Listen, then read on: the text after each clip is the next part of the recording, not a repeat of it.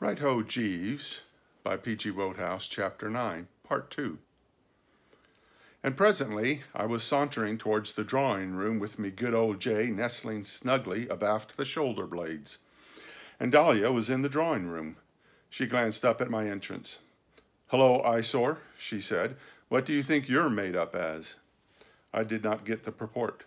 "The jacket, you mean?" I queried, groping. "I do. You look like one of the chorus of male guests at Abernathy Towers in Act 2 of a touring musical comedy." "You do not admire this jacket?" "I do not." "You did at Cannes." "Well, this isn't Cannes. But dash it, oh, never mind, let it go. If you want to give my butler a laugh, what does it matter? What does anything matter now?" There was a death where is thy sting fullness about her manner which I found distasteful. It isn't often that I score off Jeeves in the devastating fashion just described, and when I do, I like to see happy, smiling faces about me. "Tails up, Aunt Dahlia," I urged buoyantly. "Tails up be dashed," was her somber response. "I've just been talking to Tom." "Telling him?" "No, listening to him. I haven't had the nerve to tell him yet." "Is he still upset about that income tax money?" "Upset is right. He says that civilization is in the melting pot and that all thinking men can see and read the writing on the wall." "What wall?" "Old Testament, Belshazzar's feast." "Oh, that, yes. I've often wondered how that gag was worked. With mirrors, I expect. I wish I could use mirrors to break it to Tom about this baccarat business." I had a word of comfort to offer here. I had been turning the thing over in my mind since our last meeting, and I thought I saw where she had got twisted. Where she had made her error, it seemed to me, was in feeling that she had got to tell Uncle Tom. To my way of thinking, the matter was one on which it would be better to continue to exercise a quiet reserve. "I don't see why you need to mention that you lost that money at baccarat." "What do you suggest, then? Letting milady's boudoir join civilization in the melting pot? Because that is what it will infallibly do unless I get a check by next week. The printers have been showing a nasty spirit for months." "You don't follow. Listen. It's an understood thing, I take it, that Uncle Tom foots the boudoir's bills. If the bally sheet has been turning the corner for 2 years, he must have got used to forking out by this time. Well, simply ask him for the money to pay the printers." "I did, just before I went to Cannes." "Wouldn't he give it to you?" "Certainly he gave it to me. He brassed up like an officer and a gentleman. That was the money I lost at baccarat." "Oh, I didn't know that." "There isn't much you do know." A nephew's love made me overlook the slur. "Tut," I said. "What did you say?" "I said tut." "Say it once again and I'll biff you where you stand." "I've enough to endure without being tutted at." "Quite. Any tutting that's required, I'll attend to myself. And the same applies to clicking the tongue if you were thinking of doing that." "Far from it." "Good." I stood a while and thought. I was concerned to the core. My heart, if you remember, had already bled once for Aunt Dahlia this evening. It now bled again. I knew how deeply attached she was to this paper of hers. Seeing it go down the drain would be for her like watching a loved child sink for the 3rd time in some pond or mire. And there was no question that, unless carefully prepared for the touch, Uncle Tom would see 100 milady boudoirs go pfft rather than take the rap. Then I saw how the thing could be handled. This aunt, I perceived, must fall into line with my other clients. Tuppy Glossop was knocking off dinner to melt Angela. Gussie Finknottle was knocking off dinner to impress the Bassett. Aunt Dahlia must knock off dinner to soften Uncle Tom. For the beauty of this scheme of mine was that there was no limit to the number of entrants. Come one, come all, the more the merrier, and satisfaction guaranteed in every case. "I've got it," I said. "There is only one course to pursue. Eat less meat." She looked at me in a pleading sort of way. I wouldn't swear that her eyes were wet with unshed tears, but I rather think they were. Certainly she clasped her hands in piteous appeal. "Must you drivel?" Bertie? Won't you stop it just this once, just for tonight, to please Aunt Dahlia? I'm not driveling. I dare say that to a man of your high standards, it doesn't come under the head of drivel, but I saw what had happened. I hadn't made myself quite clear. It's all right, I said. Have no misgivings. This is the real Tabasco. When I said eat less meat, what I meant was that you must refuse your oats at dinner tonight. Just sit there looking blistered and wave away each course as it comes with a weary gesture of resignation. You see what will happen. Uncle Tom will notice your loss of appetite, and I am prepared to bet that at the conclusion of the meal he will come to you and say, Dahlia, darling. I take it he calls you Dahlia, darling? Dahlia, darling, he will say, I noticed at dinner tonight that you were a bit off your feed. Is anything the matter, Dahlia, darling? Why, yes, Tom, darling, you will reply. It is kind of you to ask, darling. The fact is, darling, I am terribly worried. My darling, he will say. Aunt Dahlia interrupted at this point to observe that these Traverses seemed to be a pretty soppy couple of blighters, to judge by their dialogue. She also wished to know when I was going to get to the point. I gave her a look. My darling, he will say tenderly, is there anything I can do? To which your reply will be that there jolly well is, viz. Reach for his checkbook and start writing. I watched her closely as I spoke and was pleased to note respect suddenly dawn in her eyes. But, Bertie, this is positively bright. I told you Jeeves wasn't the only fellow with brain. I believe it would work. It's bound to work. I recommended it to Tuppy. Young gossip, in order to soften Angela. Splendid. And to Gussie Finknottle, who wants to make a hit with the Basset. Well, well, well, what a busy little brain it is. Always working, Aunt Dahlia, always working. You're not the chump I took you for, Bertie. When did you ever take me for a chump? Oh, sometime last summer. I forgot what gave me the idea. Yes, Bertie, this scheme is bright. I suppose, as a matter of fact, Jeeves suggested it. Jeeves did not suggest it. I resent these implications. Jeeves had nothing to do with it whatsoever. Well, all right, no need to get excited about it. Yes, I think it will work. Tom's devoted to me. Who wouldn't be? I'll do it. And then the rest of the party trickled in, and we toddled down to dinner. Conditions being as they were at Brinkley Court, I mean to say, the place being loaded down above the Plimsoll mark with aching hearts and standing room only as regarded tortured souls, I hadn't expected the evening meal to be particularly effervescent, nor was it. Silent, somber, the whole thing more like a bit like Christmas dinner on Devil's Island. I was glad when it was over. What with having, on top of her other troubles, to rein herself back from the trough, Aunt Dahlia was a total loss as far as anything in the shape of brilliant bandage was concerned. The fact that he was 50 quid in the red and expecting civilization to take a toss at any moment had caused Uncle Tom, who always looked a bit like a pterodactyl with a secret sorrow, to take on a deeper melancholy. The Basset was a silent bread crumbler. Angela might have been hewn from a living rock. Tuppy had the air of a condemned murderer refusing to make the usual hearty breakfast before tooling off to the execution shed. And as for Gussie Finknottle, many an experienced undertaker would have been deceived by his appearance and started embalming him on the sight. This was the first glimpse I had had of Gussie since we parted at my flat, and I must say his demeanor disappointed me. I had been expecting something a great deal more sparkling. At my flat, on the occasion alluded to, he had, if you recall, practically given me a signed guarantee that all he needed to touch him off was a rural setting. Yet in this aspect now I could detect no indication whatsoever that he was about to round into mid-season form. He still looked like a cat in an adage, and it did not take me long to realize that my very first act on escaping from this morgue must be to draw him aside and give him a pep talk.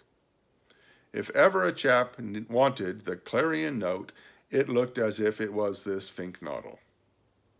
In the general exodus of mourners, however, I lost sight of him, and owing to the fact that Aunt Dahlia roped me in for a game of backgammon, it was not immediately that I was able to institute a search. But after we had been playing for a while, the butler came in and asked her if she would speak to Anatole, so I managed to get away. And some 10 minutes later, having failed to find scent in the house, I started to throw out the dragnet through the grounds and flushed him in the rose garden. He was smelling a rose at the moment in a limp sort of way, but removed the beak as I approached. "Well, Gussie," I said. I had beamed genially upon him as I spoke, such being my customary policy on meeting an old pal, but instead of beaming back genially, he gave me a most unpleasant look. His attitude perplexed me. It was as if he were not glad to see Bertram. For a moment he stood letting this unpleasant look play upon me, as it were, and then he spoke. "You and your, well, Gussie." He said this between clenched teeth, always an unmatey thing to do. I found myself more fogged than ever. "How do you mean, me and my, well, Gussie?" "I like your nerve, coming bounding about the place saying, 'Well, Gussie,' that's about all the well, Gussie, I shall require from you, Wooster. And it's no good looking like that. You know what I mean. That prize-giving. It was a dastardly act to crawl out as you did and shove it off onto me. I will not mince my words. It was an act of a hound and a stinker." Now, though, as I have shown, I had devoted most of the time on the journey down to meditating upon the case of Angela and Tuppy, I had not neglected to give a thought or two to what I was going to say when I encountered Gussie. I had foreseen that there might be some little temporary unpleasantness when we met, and when a difficult interview is in the offing, Bertram Wooster likes to have his story ready. So now I was able to reply with a manly, disarming frankness. The sudden introduction of the topic had given me a bit of a jolt, it is true, for in the stress of recent happenings, I had rather let that prize-giving business slide to the back of my mind. But I had speedily recovered and, as I say, was able to reply with a manly DF. "But, my dear chap," I said, "I took it for granted that you would understand that that was all part of my schemes." He said something about my schemes which I did not catch. "Absolutely. Crawling out is entirely the wrong way to put it. You don't suppose I didn't want to distribute those prizes, do you? Left to myself, there's nothing I would find a greater treat. But I saw that the square, generous thing to do was to step aside and let you take it on, so I did so. I felt that your need was greater than mine. You don't mean to say you weren't looking forward to it?" He uttered a coarse expression which I wouldn't have thought he would have known.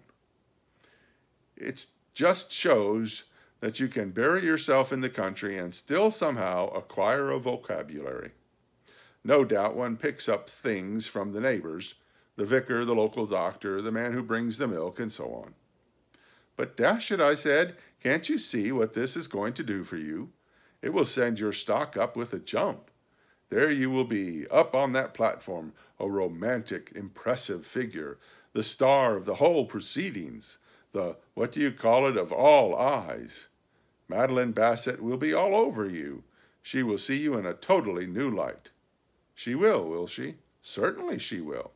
Augustus Finknottle, the newt's friend, she knows. She is acquainted with Augustus Finknottle, the dog's chiropractist. But Augustus Finknottle, the orator, that'll knock her sideways, for I know nothing of the female heart. Girls go potty over a public man. If ever anyone did anyone else a kindness, it was when I gave this extraordinary attractive assignment to you." He seemed impressed by my eloquence. Couldn't have helped himself, of course. The fire faded from behind his horn-rimmed spectacles, and in its place appeared the old fish-like goggle. "My," he said meditatively. "Have you ever made a speech, Bertie?" "Dozens of times. It's pie, nothing to it. Why, I once addressed a girls' school. You weren't nervous?" "Not a bit." How did you go?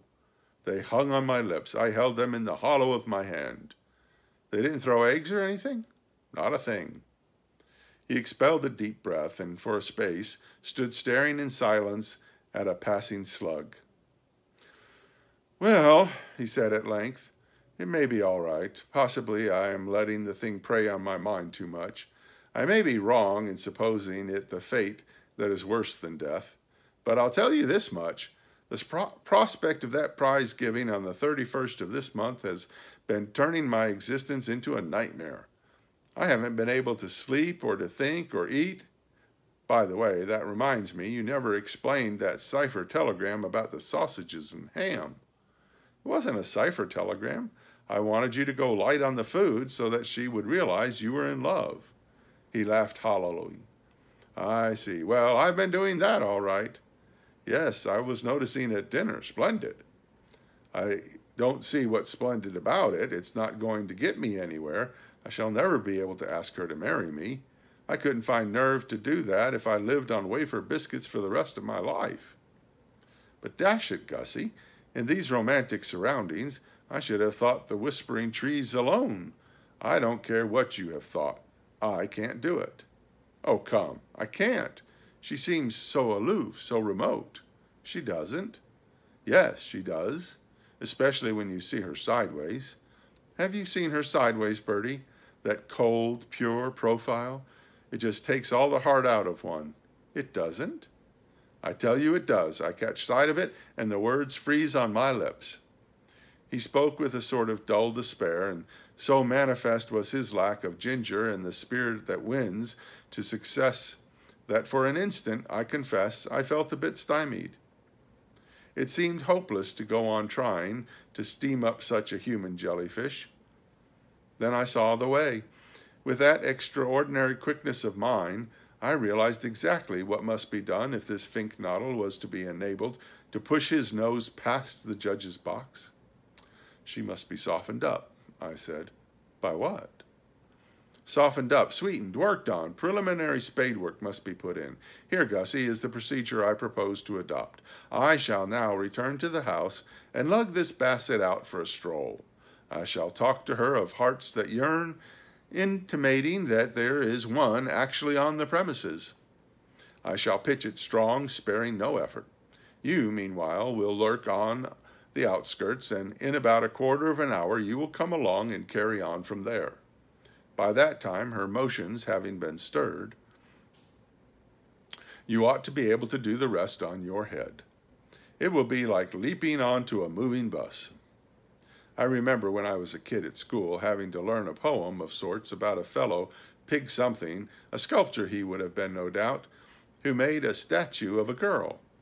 And what should happen one morning but that the bally thing suddenly came to life. Pretty nasty shock for the chap, of course, but the point I'm working round to is that there were a couple of lines that went, if I remember correctly, she starts, she moves, she seems to feel the stir of life along her keel. And what I'm driving at is that you couldn't get a better description of what happened to Gussie as I spoke these heartening words. His brow cleared, his eyes brightened. He lost that fishy look. He gazed at the slug, which was still on the long, long trail with something approaching bonhomie, a marked improvement. I see what you mean. You will sort of pave the way, as it were. That's right, spade work. It's a terrific idea, Bertie. It will make all the difference. Quite. But don't forget that after that, it will be up to you. You will have to haul up your slacks and give her the old oil, or my efforts will have been in vain. Something of his former God-help-usness seemed to return to him. He gasped a bit. That's true. What the dickens shall I say? I restrained my impatience with an effort. The man had been at school with me. Dash it, there are hundreds of things you can say. Talk about the sunset. The sunset. Certainly, half the married men you meet began by talking about the sunset. But what can I say about the sunset? Well, Jeeves got off a good one the other day. I met him airing the dog in the park one evening, and he said, "Now fades the glimmering landscape on the sight, sir, and all the air a solemn stillness holds." You might use that. What sort of landscape? Glimmering. G for gastritis. L for lizard. Oh, glimmering? Yes, that's not bad. Glimmering landscape, solemn stillness. Yes, I call that pretty good. You can then say that you have often thought that the stars are God's daisy chain. But I haven't. I dare say not, but she has. Hand her that one, and I don't see how she can help feeling that you're a twin soul. God's daisy chain? God's daisy chain. And then you go on about how twilight always makes you sad. I know you're going to say it doesn't, but on this occasion it has jolly well got to. Why? That's just what she will ask, and you will then have got her going. Because you will reply that it is because yours is such a lonely life. It wouldn't be a bad idea to give her a brief description of a typical home evening at your Lincolnshire residence, showing how you pace the meadows with a heavy tread. I generally sit indoors and listen to the wireless. No, you don't. You pace the meadows with a heavy tread, wishing you had someone to love you, and then you speak of the day when she came into your life, like a fairy princess. Absolutely, I said with approval. I hadn't expected such a hot one from such a quarter. Like a fairy princess. Nice work, Gussie. And then? Well, after that it's easy. You say you have something you want to say to her, and then you snap into it. I don't see how it can fail. If I were you, I should do this in the rose garden.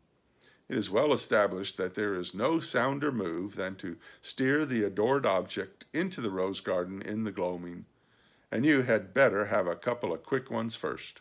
Quick ones? Snifters. Drinks, do you mean? But I don't drink. What? I never touched a drop in my life. This made me a bit dubious, I must confess. On these occasions, it is generally conceded that a moderate skinful is of the essence. However, if the facts were as he had stated, I suppose that nothing to be done about it. Well, you'll have to make out as best you can on ginger pop. I always drink orange juice. Orange juice, then. Tell me, Gussie, to settle a bet, do you really like that muck? Very much. Then there is no more to be said. Now, let's have just a run-through and see that you've got the layout straight. Start off with a glimmering landscape. Stars, God's daisy chain. Twilight makes you feel sad, because mine lonely life. Describe life. Talk about the day I met her. Add fairy princess gag. Say there's something that you want to say to her. Heave a couple of sighs, grab her hand, and give her the works. Right.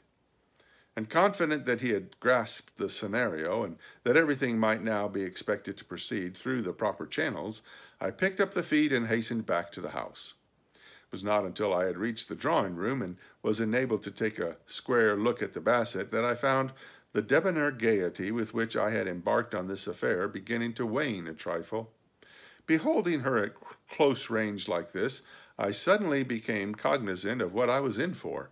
The thought of strolling with this rummy specimen undeniably gave me a most unpleasant sinking feeling.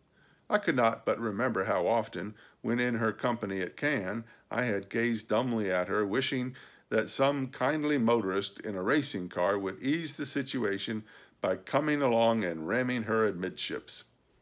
As I have already made abundantly clear, this girl was not one of my most congenial buddies.